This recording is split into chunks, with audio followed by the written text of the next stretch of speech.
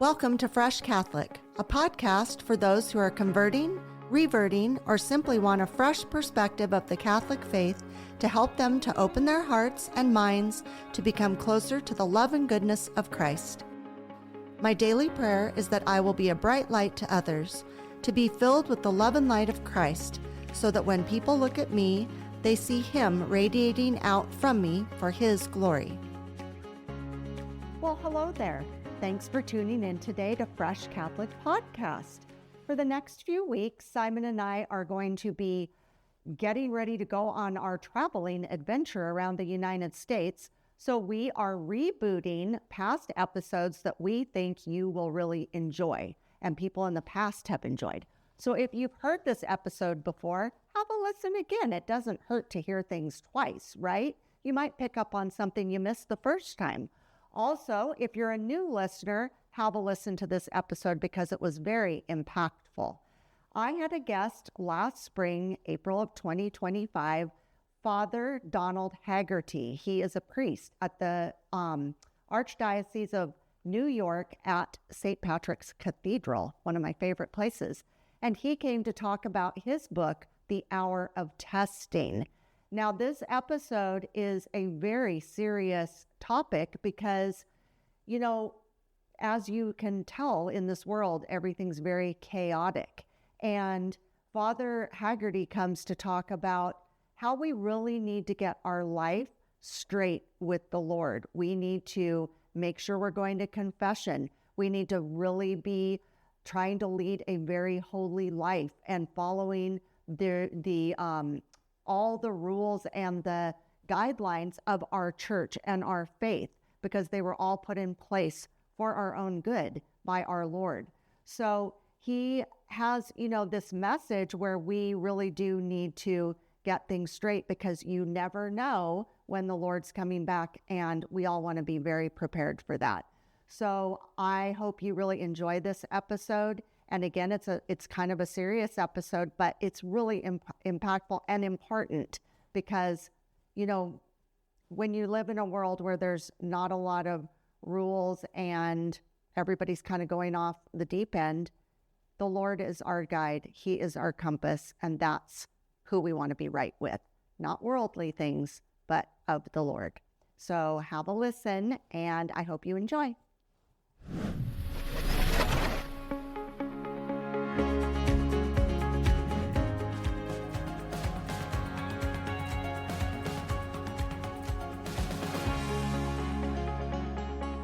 Hello and welcome. I'm Lori Balderas, and I'm so happy you're here. Well, once again, I have a guest who is an author, but this time my guest is a priest. And so I don't think I've had a priest who's an author. So, we're just mixing it up a little bit here. But I am very honored to have Father Donald Haggerty. Is a priest of the Archdiocese of New York and serves at St. Patrick's Cathedral, one of my favorite places on the earth. I went there one time in my life so far, and it made such an impression on me. And so when I heard he was from there, I thought, oh my gosh, this is amazing. He taught moral theology and worked as a spiritual director in seminaries for 20 years. And has directed many retreats worldwide for the Missionaries of Charity, which is a congregation of St. Mother Teresa of Calcutta. Amazing. He is the author of numerous books on spirituality, including The Contemplative Hunger, Conversion, Contemplative Enigmas, and St. John of the Cross, Master of Contemplation. Oh my gosh, that's so many books. He's here today to discuss his new book, The Hour of Testing, which is spiritual depth and insight in a time of ecclesial uncertainty. I hope I said that right. Anyway, it's a very serious subject, and I think it's a very important and current subject. And so I was very fascinated to have him as a guest, and I really value his time. So we're going to get going on this interview. Hello, Father. Thank you for coming today. Thank you, Lori, for having me. I hope I said all that right. I want to be sure I'm giving you the correct honor you deserve. Oh, thank you, Lori. There's one other. You missed my first book called Contemplative Oh Provocations, my but gosh, it wasn't on that's my fine. list that was given. Wasn't on your list. Yeah. Oh my gosh, look at you. You're just writing so Everyone's many proud books. of their first child. No. We don't want to forget any of that. So this book, your new book, The Hour of Testing, like I said, I think it's a very serious subject matter, but I think it's very important. And so I would love for you to let my readers know your overview of what the book is about so that then we can talk about it. This book is a book of serious spirituality. The other books I've written are also books of serious spirituality on contemplative life, contemplative prayer, interior life. And the last one on St. John of the Cross is a large commentary on St. John of the Cross. And this book, with that background of spirituality in my priesthood and my great desires of life, this book is written also with an awareness, the question of the kind of error that we're living in now, the manner in which the church has undergone what seems to be greater struggle in our own time in recent years, and then how does that you know raise the question for spirituality? How do we live ourselves in a more serious manner in our spiritual life, and also what kind of error are we living in? So the book has three parts. I divide it in three sections. And the first section is taking up questions of what type of error are we living in the church now? What's going on in the world? The darker element that is present right now. And then the second and third part are taking up, serious questions of how to respond to this in the interior life of prayer, in our response spiritually. So that's basically what I've done in this work. I think that's awesome and wonderful. When we had our pre-interview, I was telling you that I feel that this is such an important book because I feel like most of the time, and again, I'm not privy to everything that's going on in the Catholic Church or in everybody's parishes, but in the world, for sure, we are definitely, there's a lot of sliding downhill that I see in, Catholics, Protestants, people who don't, the nuns who don't have a religion that they affiliate with. And I feel like if we pretend like these things aren't happening, then we're putting on blinders. And if we're not calling attention to what is happening in our world, then we're just enabling it and we're a part of it. And I think it's sometimes what I gather is, I was telling you, I don't believe there's a lot of priests that are being honest and coming out and kind of, waking people up and saying, let's get it together.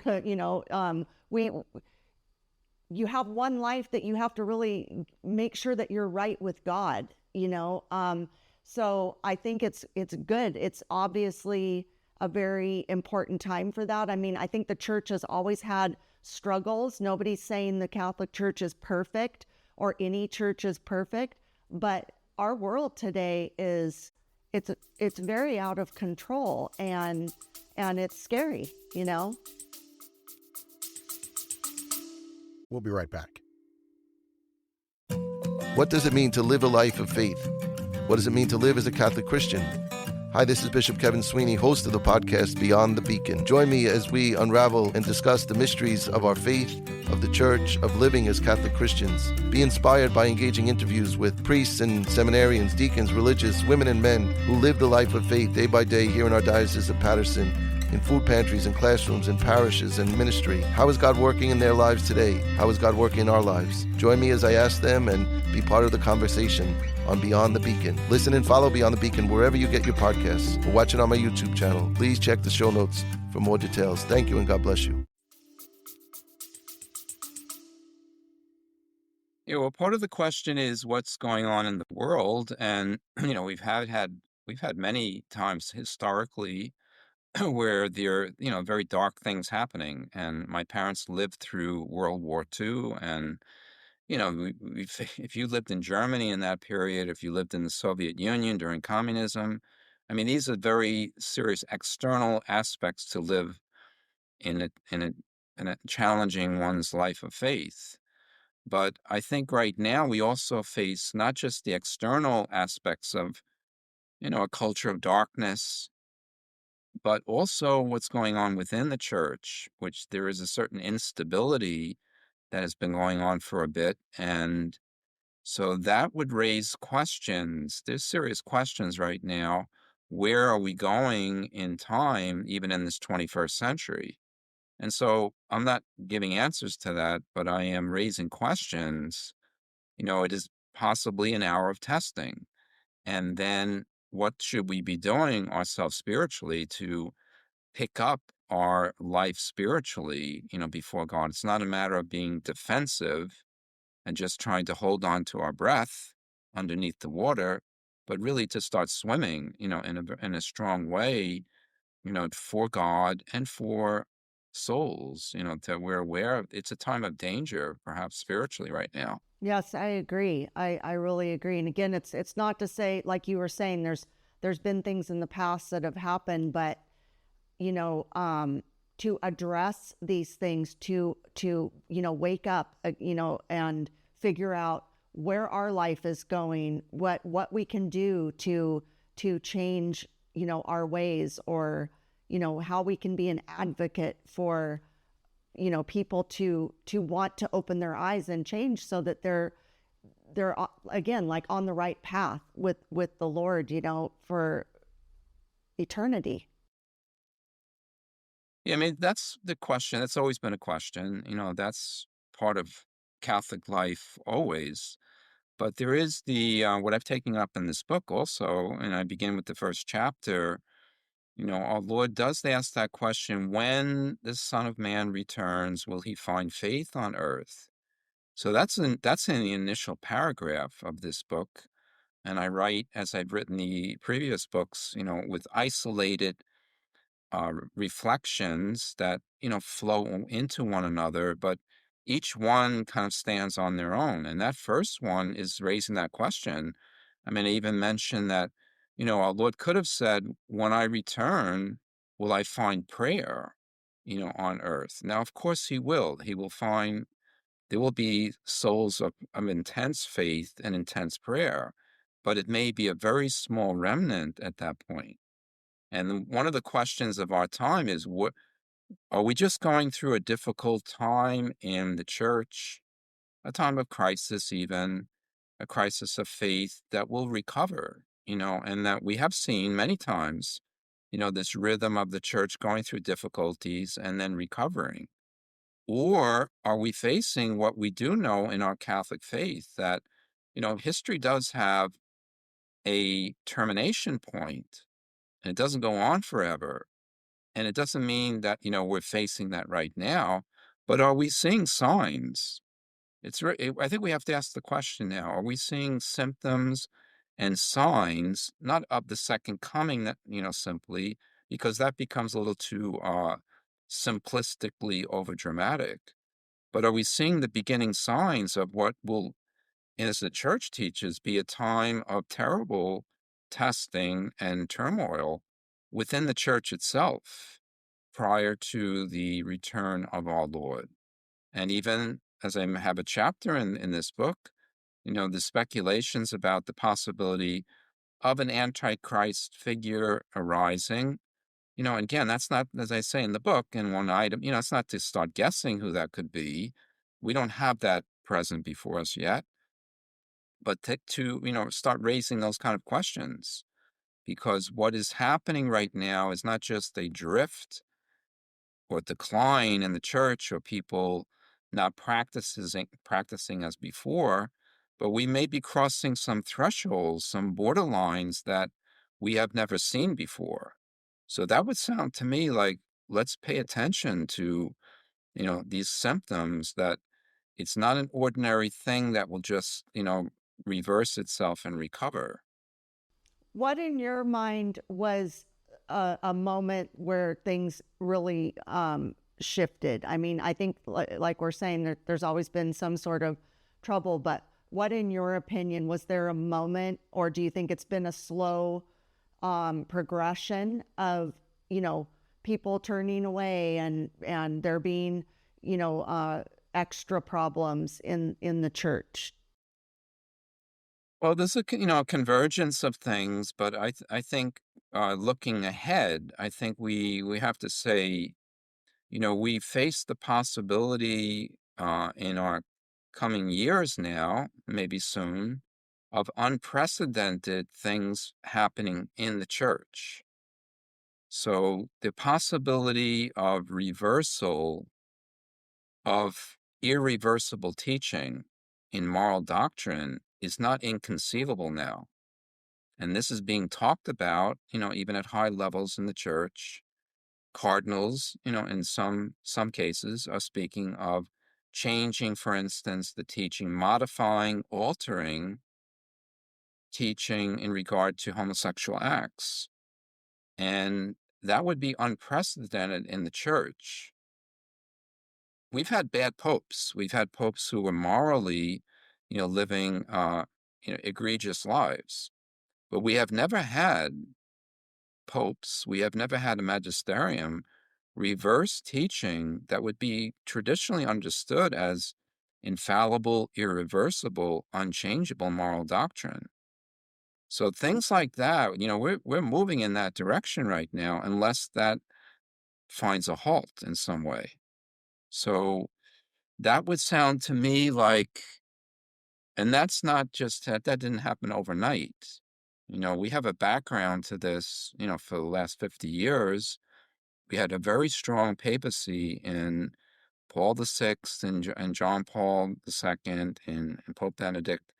But in this time, Pope Francis is a very good, holy man, I'm sure, in his own, in a certain way.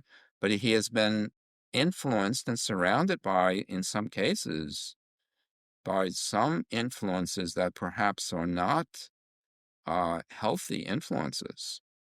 And if I would, if you would like an example, somebody pointed out to me just in the last 2 days a clarification by our present prefect of the Dicastery for Doctrine of the Faith.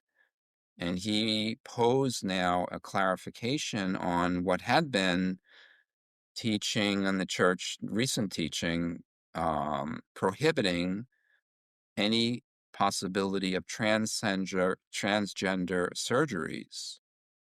And now he has written a clarification saying there could be exceptions to this that the church would allow. Now, that principle of allowing exceptions for what could be understood as intrinsically an intrinsically evil, prohibited thing, we're seeing signs, symptoms there that could go further as time goes on.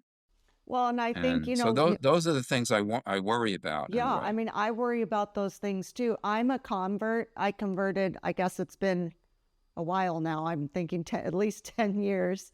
But one of the reasons that I really love the Catholic faith is because I feel secure in it. I feel that it's, like in my mind, when I first, came into the church, I was thinking, I love this because it's not going to change. It's, it's set and I can count on it. And I know that I can feel safe and secure with it. But I agree with you that, in our day and age now, there's so much where you have to be so strong. There's so many of these voices. They're now even more out of control than I think they've been prior to this. And they're just relentless. It's just almost like a tapping till you do what they want, sort of a thing. And I definitely don't want my church to bend. I like it to be, I don't want women to be priests. I don't want certain things, that people are wanting the Catholic Church to change. It's like, if you don't like it, Go to your other church. Go ahead, go lead your life, but let the Catholics have, what Christ started, what, we're supposed to be following, and let us have that. And I feel like you have to be really strong. I know in my own personal life, I have people and things that expect me to change my thought process to suit them. And my answer is no. Even though I love them, I'm not changing what I'm doing, because my number one thing in life is Christ. That's it. And I'm not bending. And they are having a very hard time with that. But I'm just staying very focused. But I can see how people drift off and they just got, well, I don't want to cause a problem, or I don't want to. That's why I'm telling you, I wish more priests would get up in their homilies and be more firm and stay, to not be, I don't need a popular priest. I don't need him to want to cater to people. I want him to be firm, because when I look at my priest, I see Christ. I need him to be Christ, and Christ stayed firm. People have a misconception of Christ a lot of the time, if they don't know him, that, oh, he just went along with everything. He did not. He did not. I mean, it's very beautifully said, Laurie. But the problem is, it's not just that the outside world, would be resistant, hostile to, our Catholic thinking. The problem now has become more in the last years of an ambiguity within the church, as those, things can change. And even the question, we'll see how it, plays out over time and in the next papacy, when that eventually does come. But what does the church do with synodality, after a time? And, this notion of having meetings, committee meetings, and discussing, doctrinal things that at times, actually don't have a discussion as though they could be changed. And to have things on an agenda that could be pushed forward in some way to alteration, that's very dangerous. And it wouldn't break the church if, decisions were made to change teaching and certain teachings. But it would wound the church, and it would be a sign, an unprecedented sign, that maybe you're entering another era within the church. So, I mean, the church could change. They were contemplating it. In fact, I think many people expected that Pope Francis might allow married priests after the Amazon Synod. Now, that would not be the end of the world. It would be perhaps a beginning of a problematic move in the church. But I'm talking about, more serious things here, where and we've heard some signs of it already, even going back with Amoris Laetitia, giving permission for couples in second marriages without a second Catholic marriage, but in a civil marriage, in some cases, with exceptions, in a case-by-case discernment, to allow for the reception of the Eucharist. Now, these are things that, actually that was addressed already in the papacy of Pope John Paul II and of Pope Benedict. But those kind of things are, saying, well, we have to go case by case in these things. And they do allow for a permission toward things that would have been understood to be forbidden without exception previously. So to me, those are symptoms. We might be seeing birth pangs of what's coming, down the line. And it does, say to anybody who's listening or watching this or reads this book, we need to wake up also too, because it's important in two things, not to be just naively assuming that everything that the church then would pronounce is what God wanted. That's not necessarily so. Right. And secondly, that we don't drift away from the church and lose our, that we do out the opposite and try to give ourselves more fully to a serious life of prayer and living for others. And that would seem to me the moment we're living in now. Right. I put a pin in it because I have a lot more I want to talk to you about, but we need to take a quick break. Okay. So we'll be right back. Have you ever wanted to witness the miraculous and walk where saints have walked? This is your chance. Join me, Lori Balderas, host of Fresh Catholic Podcast, and Father Matthew Miguel, as we walk with you through Italy's most sacred sites. From the Eucharistic miracles of Lanciano and Orvieto to the peace of Assisi, your heart will be transformed by these extraordinary moments of grace. You'll walk the hallowed streets of Rome, step into the history of the Vatican, and witness the places where faith has flourished for centuries. Each stop deepens your journey. Each miracle renews your soul. We invite you to join us on an unforgettable, life-changing experience. Join us and let your faith come alive in Italy. And we're back.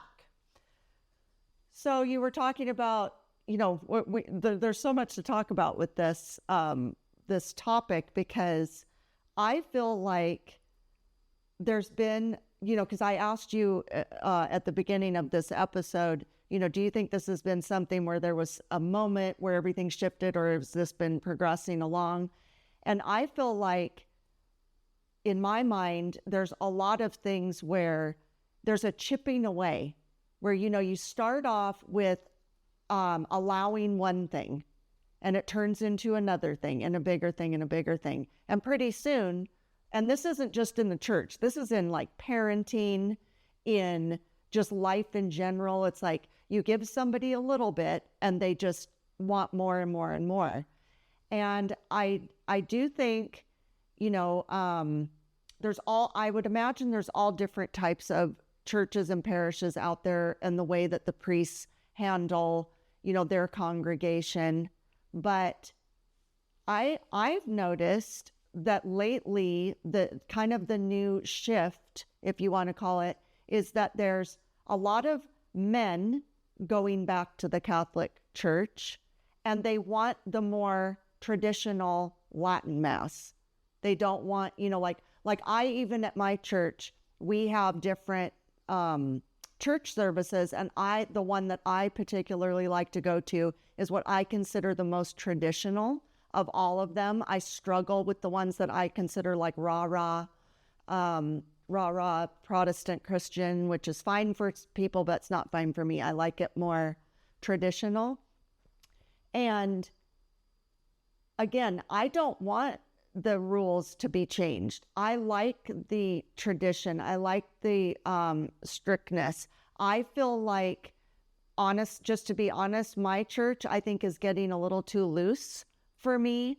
I think a lot of it shifted in COVID. Things changed the way we were doing things, and I don't find it as fulfilling as I used to, which is unfortunate. And it makes me wonder if that's happening in a lot of churches. But I also agree with you that there's a lot of things going on within the church. It's not necessarily, the outside people, trying to change what we're doing. It is scary to hear that they're having meetings. I don't want them to have the meetings. It needs to be, no, this is not what we're doing. It shouldn't even be a discussion. There's times when you have children where they'll come to you and you'll say, well, maybe. And then there's times where it's like, no, the answer's no. It's like a flat no. Like, why are you even asking me? That's a no. And I need to hear that from the church, that it's like, it's a no. Otherwise you start getting too wishy-washy. It gets blurry. There's times where I'll go and ask questions, because I work at the church. I'm on the staff there. And I'll ask questions, and it's like, well, I don't like that answer, because I want it to be a strict answer. I don't want it to be a wishy-washy answer. If I wanted that, I'd go to a different church. I became Catholic because I wanted it to be, strict, and because I know it's for my own good. It's like when you give your children rules. there has to be, the parents have to be in charge of the family, and there has to be the rules because it's for the safety and goodness of the family. If you start just going, oh yeah, you can eat whatever you want, do whatever you want, go ahead, do, that doesn't make people feel very secure. No, I mean, I agree totally, Lori. And I think, and part of this, these are serious transcendent questions too about God. And, has God given us, revealed truth? And what is the truth of the manner in which the human person flourishes? So aspects of morality are not secondary, questions of our relationship with God. And it's not just a question of good behavior, that we behave ourselves. Everybody has their experiences of sin in life. It's much more serious than that because the reality of truth, is not a changeable thing. If there are moral it's not moral rules as much as engraved, laws that have been written into human nature by God. And it's not as though he's, the headmaster of a strict school here, trying to enforce, the rules of the school upon us and making us unhappy with the straitjacket put around us. It's rather that, like in a good marriage, when you're faithful in your marriage, you flourish as a human person. If there is sacrifice in one's life and we giving ourselves for others, you end up, a happy person for flourishing, humanly. So the problem with these, if we don't take seriously the moral life, that does affect our relationship with God, and and some things could be considered rules, but it's much more serious than that. As an example, when I bring up in the book the question of the reception of communion, of the Holy Eucharist, the body of Christ. To my mind, and there's no way to prove this, but I think we're living in the era of sacrilege unlike any other time in the history of the church. And that's a serious wound to the church itself. If many people receive the Holy Eucharist when they do need to go to confession prior to receiving communion because they're in a state of mortal sin. If there is no acknowledgement that there are smaller sins, but there are also serious sins. There are grave sins. There are mortal sins. And if that has been diminished in the awareness of Catholic people, possibly because priests are not, speaking of these things anymore, or it's not taught in religious education, whether in Catholic schools or in religious education programs, if that's taking place, that's a serious wound to the church.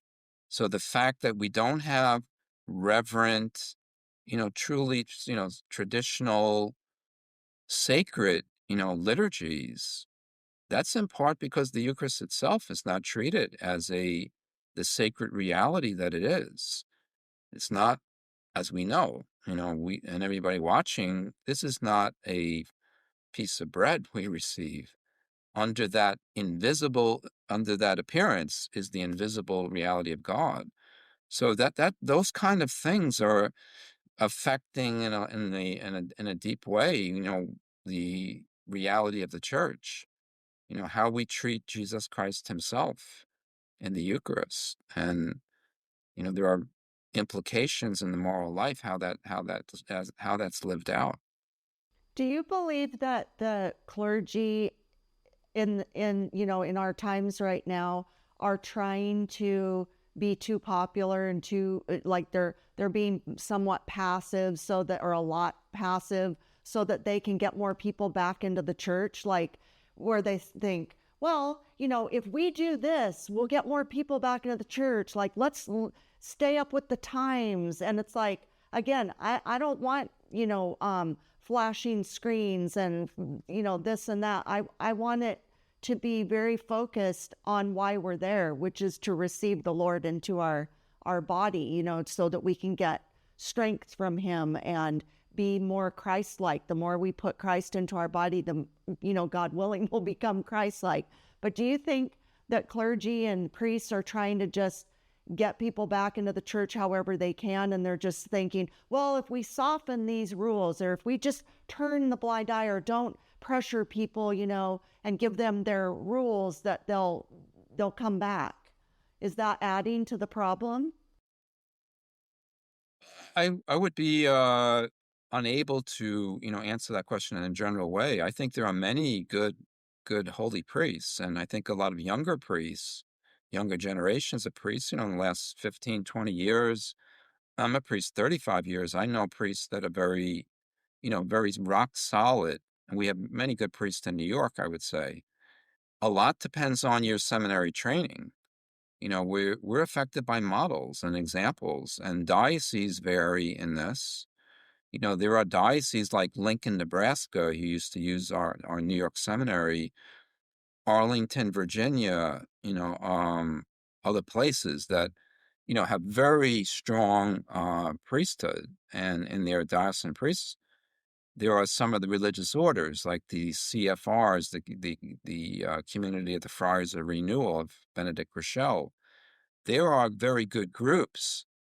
I can't speak for dioceses. I don't know. I think in every diocese, you have some good younger priests. But we also have a problem with vocations now.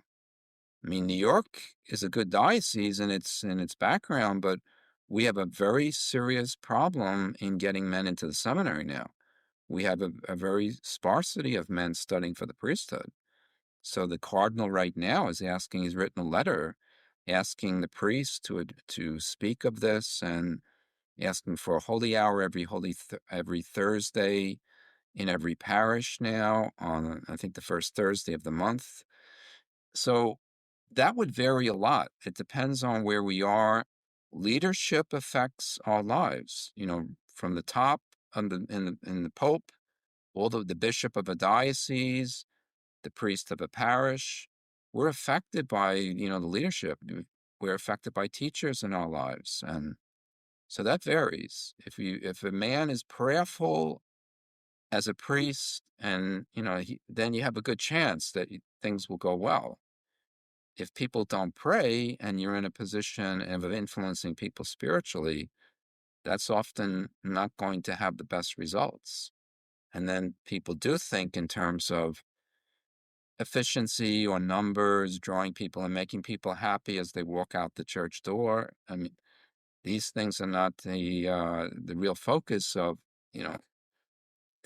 the importance of souls that are in front of us. Right, I agree. We had a priest. I'm very close with him. I knew him when he was a seminarian, and when like I said, I'm on the staff, and we did a exercise one time, and we had to sit across from each person on the staff and say, what did we value about them? And I told him, I said, I think you are such a good, firm priest. Don't ever change. Like stay strong, because when I would go to him, he wouldn't give me necessarily the answer to pat me on my head and send me off, thinking everything was fine. He was very firm with me, and it really made me take things very seriously, and to walk away and think, I really want to make this better. I am sinning. I need to change my ways and mean it. And, he didn't just always say, it's fine, it'll be fine. He'd say, this isn't fine. I'm glad you came today, because this isn't fine, and I just think, we are living in a world where everything's, very blurry, and people are trying to talk other people into what, that we're just supposed to be going along with everything. And again, back to the original idea that God wants us, to follow the plan that he made, and it's for our own good. And we're, people aren't grasping that. And I think it's because they don't want to grasp it. But it is so serious. You're right. Because when it comes down to it, if you're not in the right place with God, I could walk out of this door right now and be killed. And if I'm not right with God, I'm in big trouble.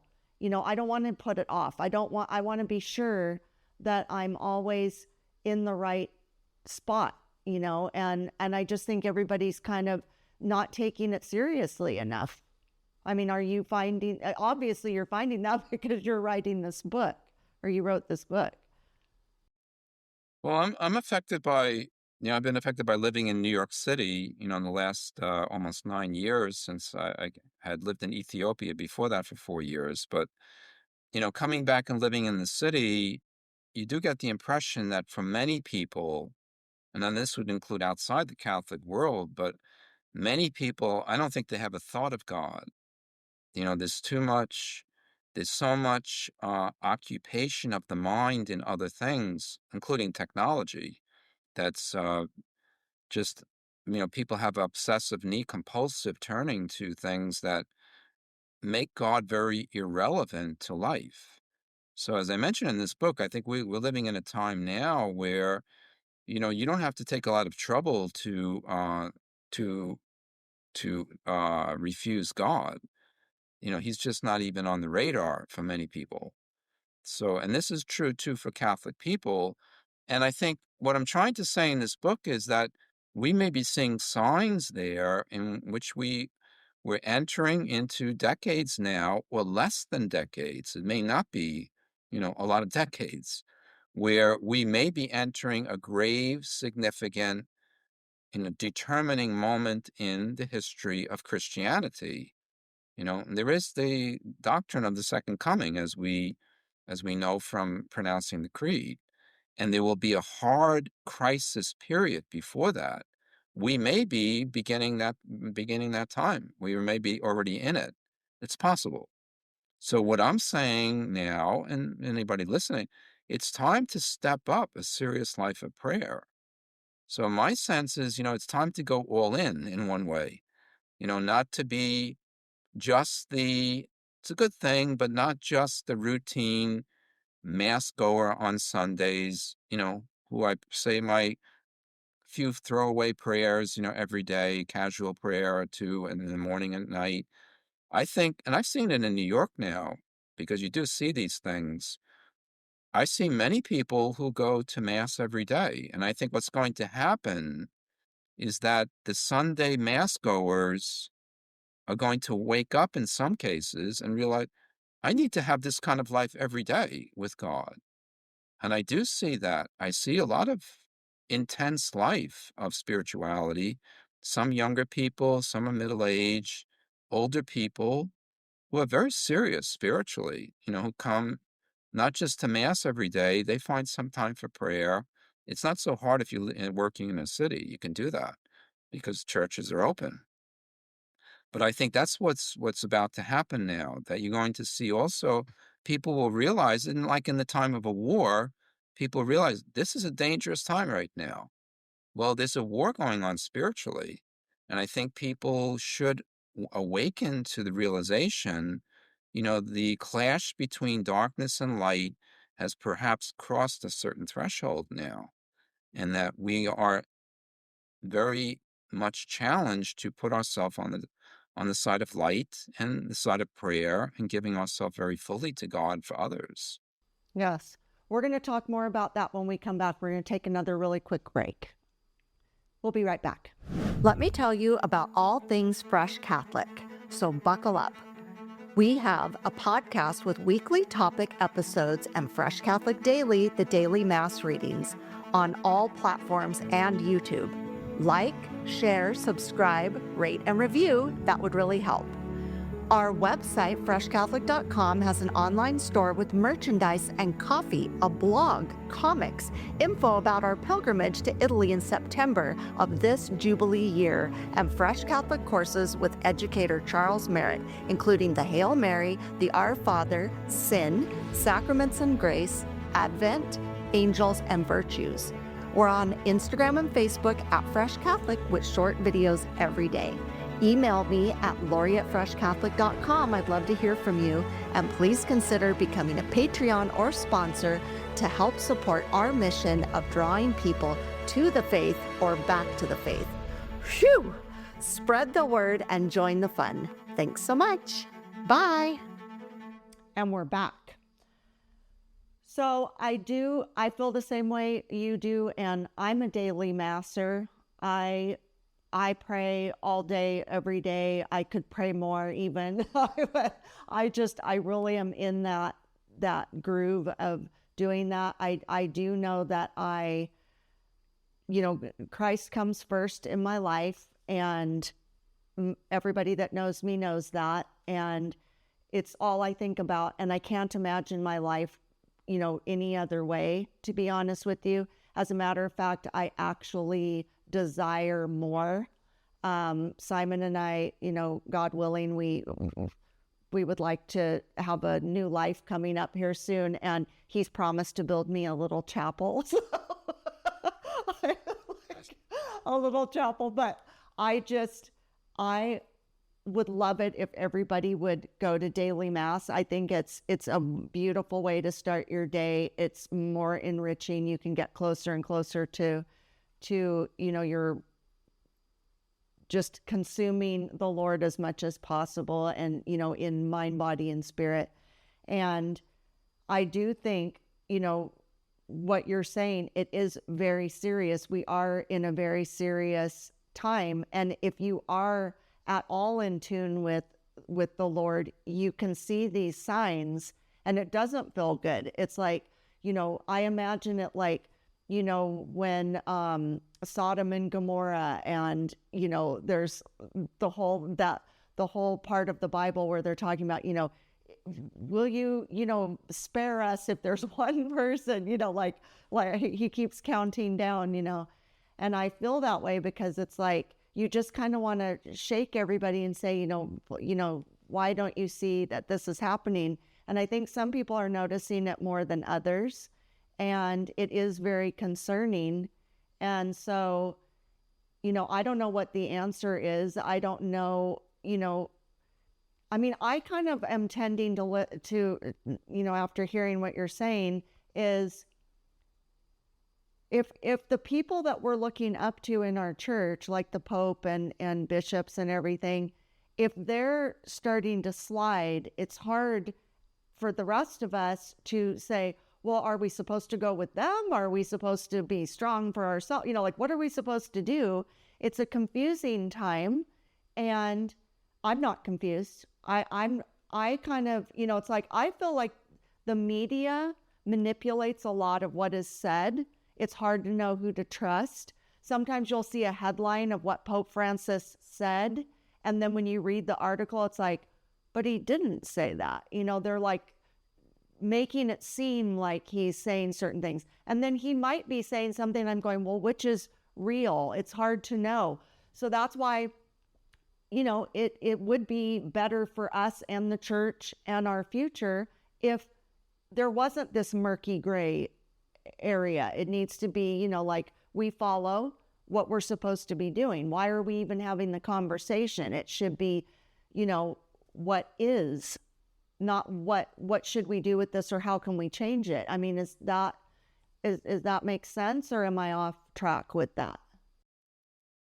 I mean, that's correct. And I think, we're all affected by personalities, and, leading personalities. We are attracted to some, and like Pope Francis would have a very attractive, as a man, as a person, his love for the poor, his love for the common person. He's the kind of person that you could see sitting down with, and just, being very simpatico, right there with him. But, there's the other question also of truth and what God is asking of us.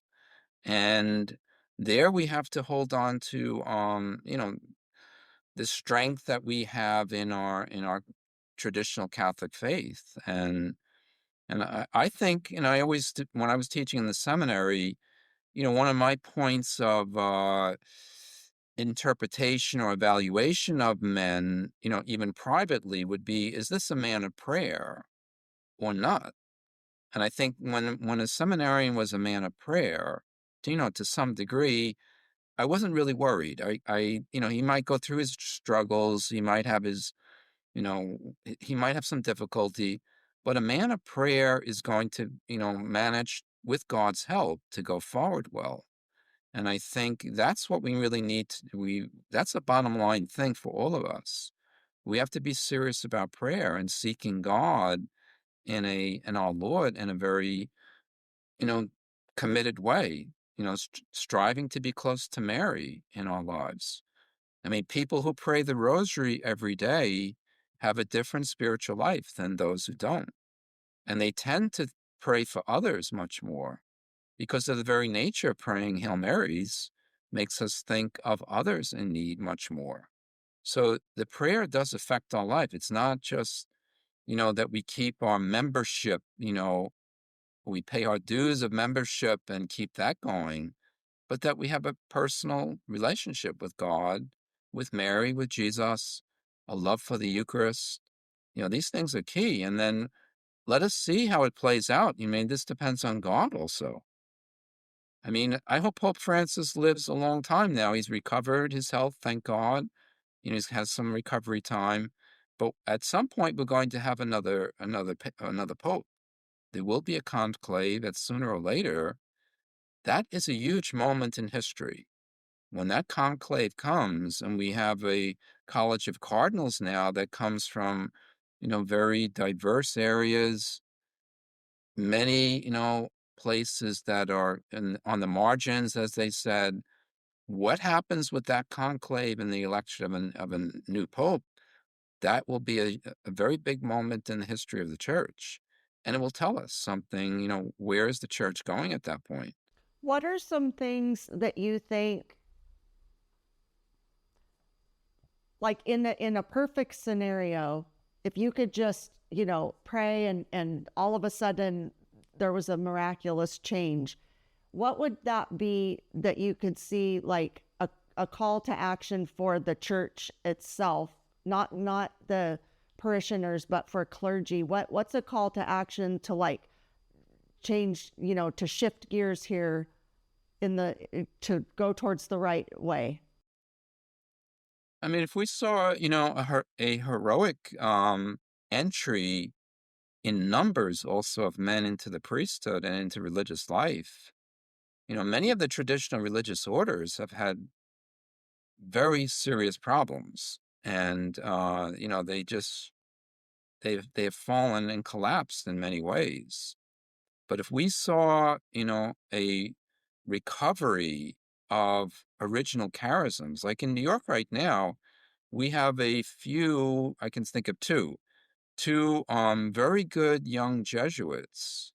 One of them is not that young. He's in his 30s, but not ordained that long, about 4 years, who was a military captain who served in Iraq, and another young, good Jesuit. And if we had young men begin to come in and recognize the heroism of choosing a life all for God, that would be great. If that could happen, I was in Brazil just this past January for a retreat with the Missionaries of Charity. In Rio de Janeiro, they're ordaining 16, 18, 20 men a year in that diocese. We don't have anything like that, and I don't think in any large city in the United States. We have hardly any ordained in New York, 2, 3, 4. That's been the pattern for the last few years. But if we had an influx like that of very good men, who really had their eyes set straight on what they're looking for in the priesthood, to give their life for souls and to live heroically and prayerfully, that would be a wonderful thing, almost miraculous, but I would think that could happen. That would be a great thing in our present time. Yes, I agree. I know it's it's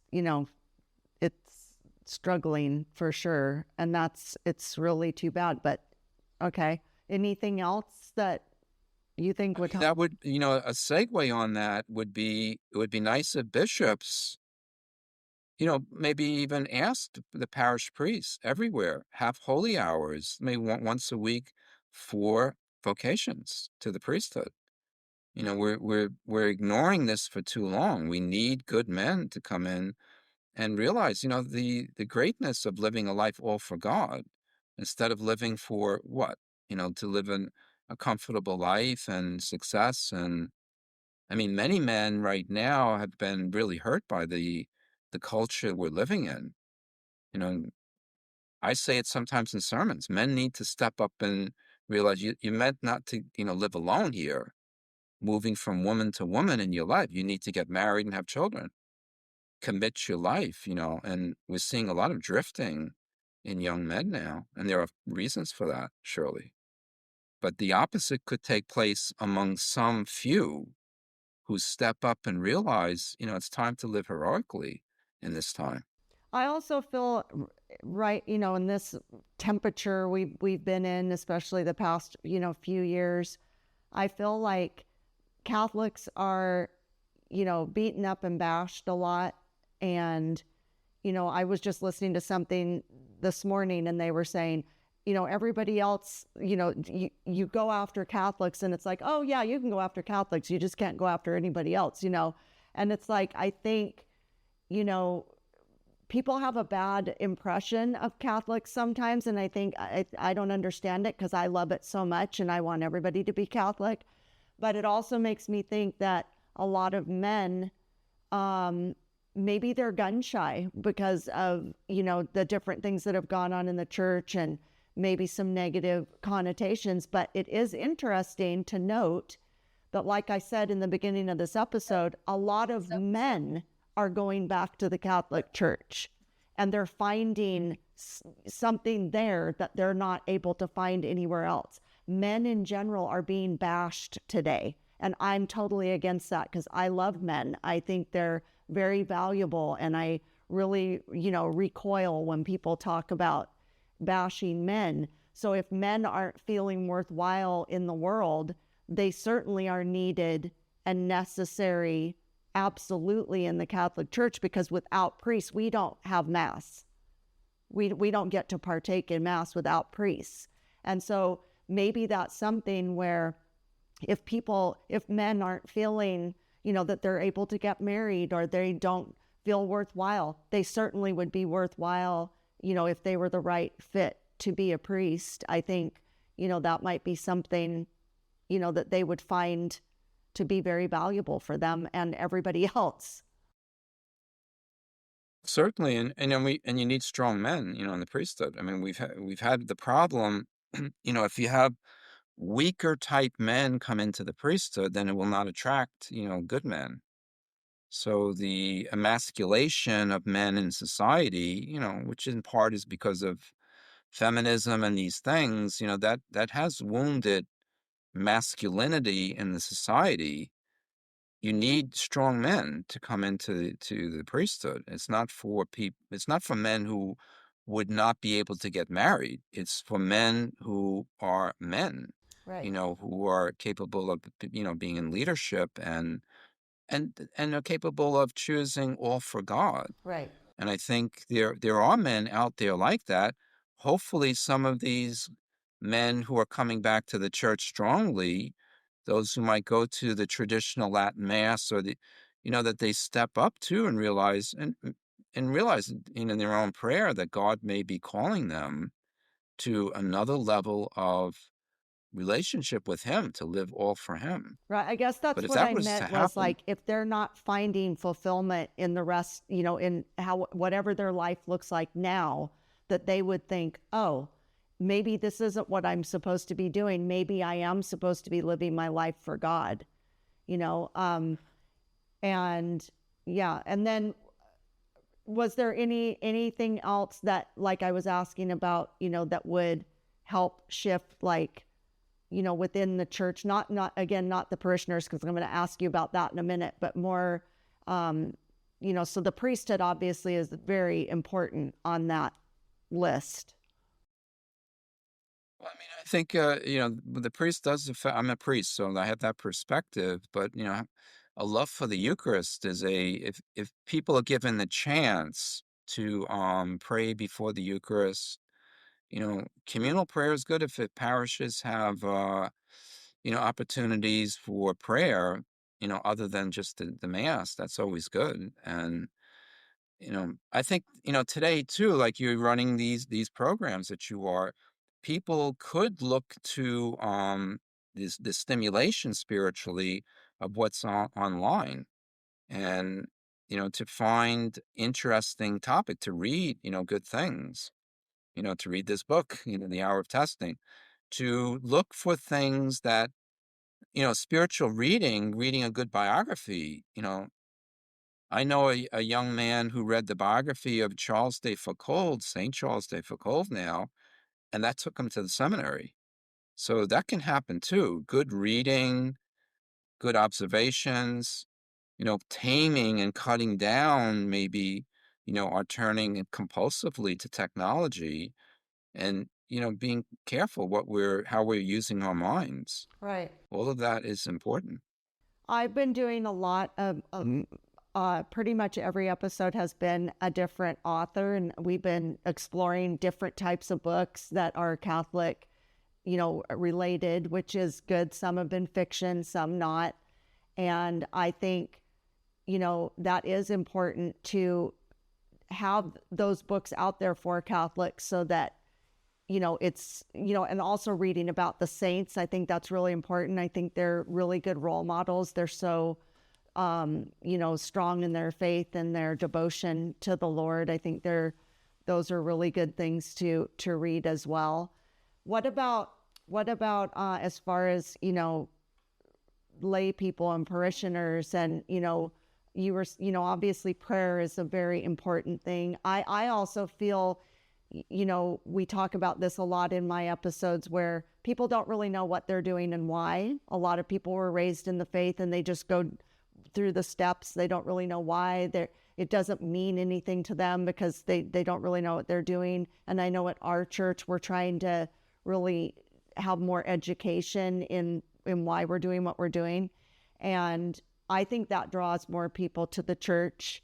And I do think parents obviously need to be firm in what they're doing with their kids. And when they see mommy and daddy wanting to go to church and really making it a priority, and, they look at that. Our children look at us as role models and say, instead of, if the parents are going, oh, I have to go to mass, so we have to pray, then, the kids don't want to do it. But if it becomes this, I don't want to say a habit, because sometimes that sounds like it's a negative connotation, but if it's like, this is what we do in our family, this is how we manage it, I think the level of success on that is way greater than, if only mom goes to church, that's not good. Mom and dad need to go. It needs to be this, thing to look forward to. I never moan and groan about going to mass. I love it. I don't like to miss it because it's really important to me. And, do you think that that's a helpful thing also? I mean, consistent commitments is that's a key thing. I mean, at least in my family, and I think in my time when I was a young kid, it was unquestioned you went to mass on Sunday. And most people, I guess, went with their families. And so that has to be like a non-questioning thing, and it is an obligation for a Catholic. It's a under grave obligation to go to mass on Sunday, the Sunday mass obligation, and to go as parents, so those things for sure. One thing, it depends on where we live, but my life was very affected by coming to know the Sisters of Mother Teresa. And I think any kind of contact with poor people is good. So if there's a soup kitchen, or there is, some kind of way of putting oneself in contact with service to the poor, that can be a good, healthy thing also, and also enjoyable. Right. There's always my experience with Missionary of Charity and also other areas, that any time you're around the poor people, you're around also good people, because volunteers who do that type of work, they tend to be very wholesome, good, and even fun people. And, a lot of good times. Some of my best friends have come from my time with the Missionaries of Charity, volunteers. And so I think that's helpful too. If you live in a city and you have those opportunities, even with, family, with children. I know a very good man who his marriage did not last, but he brings his son and daughter, who are now, they've just turned 12 and 10, but he was bringing them for the last 4 or 5 years to the Harlem soup kitchen of the Sisters of Mother Teresa. Of course, the sisters loved seeing those kids also. And then they would help, serving, a rough crowd who comes into that soup kitchen. And I think, the father, the children, very affected by that. They bond, all of those things are healthy. So I think that's a good thing also. Yeah, well, especially when everybody's very self-centered, and when you do service for others and you're making a difference and you're making them happy, it makes the person doing that feel worthwhile, feel like, they're making a difference, even if it might be small, in comparison to the world, that they're doing something. And then hopefully that will, move on when they have children. But I do think that that's very important as well. And, gee, Father, I could just talk to you for like days upon days about all this, but I know your time is valuable. And I'm wondering, before I let you go, is there anything you would like to say that you didn't have a chance to say, kind of finishing this episode off? I would just say, I don't want, the thought that anything was saying is too heavily pessimistic. I'm actually very optimistic that we're going to see an uprise of people who have more intense choice of God. And I think, but that's a choice. We stand as we're at a crossroads now. And a crossroad means you can go to the left or you can go to the right.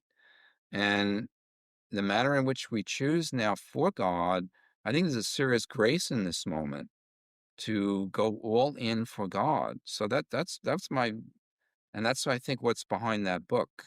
I think it's a crossroad moment. Let us step up, whether we're single, married, older, whatever we are, and do this for the sake of others, the souls that need to come back. I see at St. Patrick's Cathedral, a lot of people come back to confession after 25, 30 years in the confessionals of St. Patrick's, because they see a line with people on confession. They may have just been visiting the cathedral, and they see the line, and God moves them in grace, and we have people come to confession. Every priest there has that experience weekly in ways. And so I think it's a ripe moment also for, receiving grace, and that our life takes another, leap in the spiritual life. So that would be my concluding thought. And I do thank you for having me on. I appreciate this. I'm really glad you came, and we're going to put a link to your book in the show notes so people can click on that and order the book.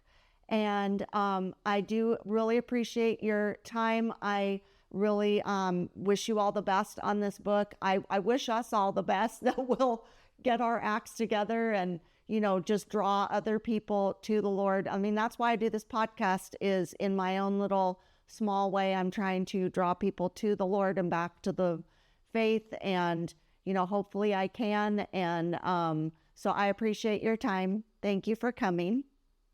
Thank you, Lori. Thank you, Simon. And I wish you all the best, Lori. God bless you. Thank you. Thank you for coming today. Order that book. You won't be sorry. Have a beautiful, blessed day. Thank you for coming. Thank you. Love you. Bye. Thank you for joining me today. Now go out and be a bright light in someone's life. And remember, be focused, be faithful, and be fresh.